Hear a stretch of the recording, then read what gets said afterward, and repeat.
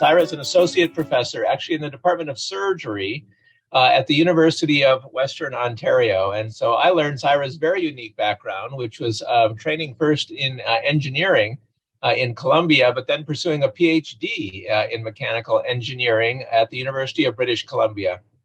That has given her a lot of very unique perspective as then she transitioned into more of the field of medical education and understanding systems and kind of dynamics amongst various groups. And is currently then in this very productive group led by Lorelei Lingard up at the London, Ontario. We're thrilled to have her down here with us today, and we're going to really focus today on this idea of teams, team dynamics, and I love the topic always of resiliency. Thank you very much, Eric, and thank you everyone for attending today. I'm very excited about this presentation. I look forward to your thoughts. It's one of the first times that I'm presenting this idea, so I would love from your clinical experience how this resonates or not as well. So the format of the conversation today will be, I'll be presenting some of these ideas. There will be a couple of times in which I will be asking you to have a little conversation in small groups, probably in groups of 3, just to get things moving. And then we'll reconvene and then chat about it, and then we'll do some discussion at the end. I'm hoping we'll be done, we will be done on time, but the whole interactive activity will be done in 45 minutes, and then we can have a few minutes at the end just to chat about questions and things you might have. Well, the talk today is about resilient teaming, and what I would like to do is to present an idea that I've been playing with in about 2 or 3 years ago when I started to delve into biology. So, and I'm getting to the idea that teamwork has been studied from different angles, and one perspective that we haven't done much, at least in medical education, is the biological perspective. So I'm hoping to use an analogy to drive some of the conversation today. So to give you some context, my research program has focused on understanding how healthcare professionals navigate the challenges of the workplace. And that includes dealing with unexpected events that might change the way they work in teams. So I would like to start by sharing the questions that are currently guiding my research program, which might be useful to keep in mind as a reference point for discussion. So those questions are, what does it mean to act as a collective? And what does it look like when facing disruptive events? Those questions might naturally take us to think about events like the pandemic or the war in Ukraine, where we heard stories of community organizations rallying to roll out vaccines or civilians becoming armies to protect the city. But what about when part of your job is to deal with disruptive events frequently that requires you to work closely with others?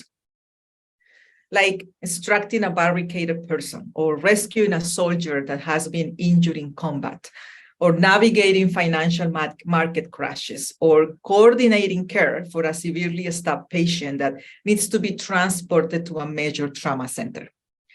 These are the types of situations I'm interested in when I think about working as a collective. So based on these examples, collectives and disruptions are the context where my research interest lies. So those are the 2 key words of my research. Let me start with the idea of collectives. In health professions education, we don't really talk about collectives. We prefer to talk about teams. And that is because we relied on other fields that have already done a lot of work on teams. As most of you might know, the study of teams has strong roots in the psychology orientation. In this orientation, individual skills, traits, and cognition are mostly foregrounded. With the arrival of scholars from other disciplines into HP research, like sociology, sociology has been brought to complement the psychology orientation. The sociology orientation brought attention to how people navigate the social, cultural, and political aspects of working in teams. Thus far, the psychology and sociology orientations have helped us advance our understanding of the individual and group aspects of teamwork. However, some researchers have recently suggested that we seem to have ignored the evolutionary orientation as per biology. And that's what I would like to talk about today. Why biology, you might ask? Well, as you heard, I have a training as an engineer. So as such, I think in structures or what people might call systems. Therefore, the individual orientation to most things don't really sit well with me as a researcher. So one day I was trying to find something that will give me a different perspective on the study of team resilience. So I decided to do a quick search using the words collective and resilience, very strategically avoiding the word teams. And I did that in Web of Science. And the first thing that came out was a paper on swarm intelligence. And that was the trigger. I read that one, that took me to another paper, which took me to various books until I thought, what if there's something here that we could use as inspiration? In other words, as an analogy to gain a sense of collective work as done by a unit, not so much as done by putting pieces of the unit together. And I learned that that's what the field of sociobiology is about. Here's a quick evolutionary trivia for you, just to get us warmed up. What is the percentage of chimpanzees in our genetic composition? 62%, 90%, 98%. Think about it and pick a number. We are 98% genetically identical to a chimpanzee, which is probably not surprising. What's more interesting to me is the remaining 2%. Can you guess? Nothing more, nothing less than the essence of an ant. As it turns out, from a sociobiological perspective, our remaining 2% has something to do with our ability to behave like superorganisms. What is a superorganism? A superorganism is a social unit of animals where division of labor is specialized and where individuals are not able to survive by themselves for extended periods of time. They need the collective. Ants, bees, fish colonies are all examples of superorganisms in nature. And superorganisms are what sociobiology studies. Even though sociobiology focuses extensively on studying the collective behavior of non-human species, mainly insects, I believe it offers a unique way of thinking about resilient teaming. And that is because in these non-human societies, the only job of a collective is to respond to changes in the environment and to keep a colony alive for as long as possible. It's all about the collective needs, not the individual needs. Of course, very different from humans, where individual needs are so prominent. I'm not saying that we must forego the individual needs, just to be clear. It's impossible for us as a highly sophisticated species. What I'm trying to convey is that maybe considering a non-human analogy like sociobiology can give us some inspiration to find creative strategies to instill a collective mindset in our teams. So what's the sociobiology analogy about? The main idea is that collective action is achieved via three key principles: communication, decentralization, and self-repair. Let me illustrate. In social insects, same as in humans, there are two types of communication: direct and indirect. For direct communication, we humans use language. Social insects use touch. For example, in the case of ants, ants that walk behind touch the ant in front to make sure they stay together. For indirect communication, we humans favor body language and gestures. But that's not really a luxury that ants have. They're not really equipped to communicate with body language and gestures, as you know. So what they do is that they leave chemicals on the ground as they walk to drive the behavior of others. So for instance, if more ants are needed to pick up food, the first group in finding the food leave a type of pheromones on the ground that other ants use to know where to go to get food. Pheromones are the traces in the case of ants. What about in human teams? Do we communicate indirectly using traces? My answer to you is yes. But rather than pheromones, which will be kind of weird, we humans use objects. And if you think about it, objects can deliver messages to others. So for example, when you leave your coat on a seat at a theater so another person wouldn't take the seat, or when you leave dirty dishes in the sink for your children to clean. Well, whether it happens or not, at least you try to convey the message, right? Healthcare is full of objects, so I took advantage of it to try and see whether healthcare professionals were attuned to trace-based communication, how they talked about it, and how they used traces to drive teamwork. Using interviews, we collected several examples of traces, including, for instance, leaving an ophthalmoscope by the bedside to accelerate the discharge of a baby in the neonatology ICU. Another example was when nurses leave the bedside chart open to make sure that the surgeon checks for details. Or when a trainee leaves instruments to signal uncertainty to their supervisor when working in the presence of an awake patient. And we had many more, which healthcare professionals use to achieve different purposes. So now that I gave you a few examples, can you think of some you might have used within your teams? What do they look like? And to what purpose have you used them during your team communication encounters? I'm curious to know what objects you have used as traces, what kind of messages you intend to deliver, and your thoughts on both the benefits and risks of using trace-based communication. So I'm going to invite you to discuss these questions in groups of 3, and I'm going to give you about 10 minutes, and then we'll have a little bit of a debrief. Welcome back, everyone. Let's take a couple of minutes. I realize I didn't give you enough time to get the questions for your discussion, but I hope it was kind of the idea clear. And I'm curious to know about what examples did you discuss, especially benefits, risk of this idea of communicating with objects or traces. So if you want to raise your hand, I can see. Share a little for our group. Let's see, we talked about how at times, notes, which I guess are nonverbal communication, can be very effective. We also spoke a little bit in the clinical setting of how sometimes the team doesn't plan something, but the system around the team does. For example, awareness of how many patients are in the waiting room and who's in a room and who's been seen, and just kind of awareness of this broader environment can definitely communicate the need for efficiency or whatever, even though that's not what the team might have, known themselves. We also got in at the very end to an interesting discussion on signaling through advertising in the human world. That may take us in a totally different direction. Yeah. But the idea was that's, that was a very different scenario because you're advertising to certainly a population, but not necessarily a defined team.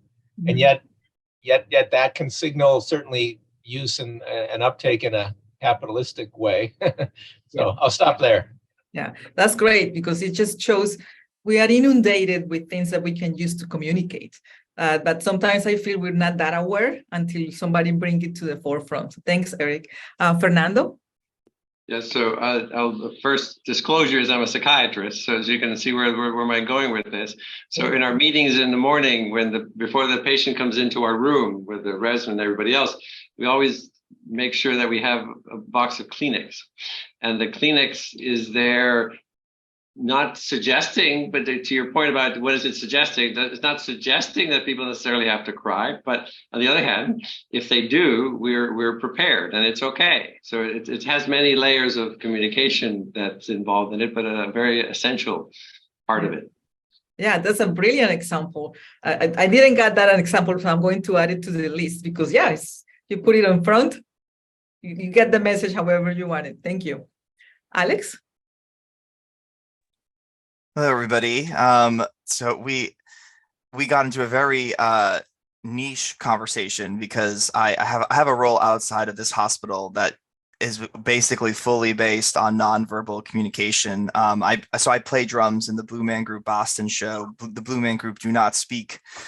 So all of our cues that move the show from one thing to another are based off what the Blue Men do, and because they're not speaking, myself and the musicians have to rely on things like hand gestures, eye movement, reactions to things that are happening out in the audience, or things that they do with objects like paint, marshmallows, and paint canvases and all sorts of things. And we just kind of got into the nuance about how everybody kind of does things in their own unique way. And there's a lot of experiences that myself and the musicians have had where sometimes we get used to the way that certain people do certain things. And then if someone else comes in and is playing the same exact role, but maybe does something slightly different with their eyes or does something different with their body language, we might miss what their intention was, and then we had to discuss it after the show. But it was just really interesting and kind of fun to take this concept that's, right now we're talking about it in the purpose of the field of medicine, but it's also applicable into all these other kind of different professional fields, even as nuanced and niche as Blue Man Group. Well, you brought a really good point. Later on, I'll be talking about a study we did across industries when I was trying to choose high-stake industries, so action teams and where things go crazy. Somebody suggested you should definitely talk to people in music, orchestras. And I'm going, I'm not really sure that's high stakes. Oh my gosh. Talking about high stakes and also the fact that they don't have the possibility of using words, as you said, communicating verbally. I learned that one of the traces they use, or you use as musicians, is what is called the document with the notes and the different points in that they use to synchronize themselves. So when someone misses the synchronization point, the person next to them takes over. And the people behind is a ripple effect. And it was fascinating to see how they don't have to talk to realize now we're in trouble. We need to make up for this mistake. And then eventually things start moving forward. So thanks for sharing that. Definitely not just in healthcare, but relevant to other industries. Absolutely. Hi, Sarah. This is wonderful because I was talking, it's along the lines of our conversation yesterday. I'm going to go through the third and the risks. I'm going to talk about the risks. Nice. Because these traces are so culturally, different. And the one problem or challenge or concern I have is how many assumptions are made during leaving the traces and others reading the traces. And I think we need to be better than the ant, that 2% ant. Maybe chimpanzees are better, I don't know. But if you don't know what is culturally relevant or culturally appropriate, or I think it's best to just ask, this was my intention, how did you perceive it? Or this is how I perceived your trace. Can you please clarify? So I think that additional layer is probably more culturally humble and intelligent. Well, I appreciate the insight because that is a very good segue to the next part of the talk. But you're right. What we found in this study when we talked about the risks and limitations of trace-based communication is very socially and time contextualized. So the traces last for a short period of time, and it only holds meaning for that particular period of time. If someone new comes to the situation, they miss the intention. Or if the situation lasts longer, then the message can also be diluted. So even though it might be a really good arsenal to have in our toolbox, it's not the only way. I'm not saying we should replace it. It's more like bringing awareness to different strategies. So definitely, you have illustrated both benefits and risks in using objects for communication. Regardless, as I was saying, I think it's useful as a take-home message, the idea that the sociobiology analogy brings awareness to other forms of indirect communication beyond body language and gestures. We don't only have to think about those two. So my hope is that when you go back to your teams, you think of objects in a different way. And more importantly, consider how you could capitalize on them to enhance your communication strategy with your team. It's kind of bringing that awareness forward. So now moving into the other two principles of this analogy. Because ants operate on a vast territory for their size, relying on central control to make decisions like where to go to find food will be very inefficient. Therefore, decentralization is a key strategy for them. Decentralization means that while each individual is working on a particular task, they also attend to potential changes or disruptions in their environment and are able to deal with it as it happens without having to ask for permission or adhere to rigid hierarchies. Decentralization, and this is important, doesn't mean that leadership doesn't exist and that each individual behaves randomly, but rather that they use distributed leadership. For instance, in many ant colonies, the colony arranges itself in sub-teams of 3 ants, 1 leader, 2 specialists. The leader, which is the one in orange, in each sub-team is in charge of gathering information about the big picture to guide the work of the other 2, and vice versa. The 2 specialists provide local information to the leader so that their leader can communicate with other leaders to maintain the big picture at the level of the collective. I'm not going to belabor on this principle because it works similarly in the human context. Just wanted to make it very explicit in the context of this analogy. The final principle, which might be a little bit more controversial, is what I want to spend the rest of the talk. So let's look at it. As I said before, in social insects, division of labor is specialized. However, given the unpredictable environments that ants live in, the number of specialists available at a moment's time is usually constrained. What do they do then to maximize resilient teaming? They're wired to become interchangeable. In other words, to switch from one role or task to another, often within a few minutes. Therefore, when the environment is predictable and bountiful, roles are well defined. But when the environment is disrupted, colonies quickly adjust task allocation to better match the circumstance. And this is how they self-repair. Self-repair is best recognized when the collective continues to perform, even if an individual is lost or is not available, because in social insects, no individual is irreplaceable. In sociobiology language, self-repair is called plasticity and is used to enhance the ability of the collective to cope with failure and to adapt to changes in the environment. Therefore, self-repair or plasticity becomes the catalyst for resilient teaming. So let's try to imagine plasticity in human teams.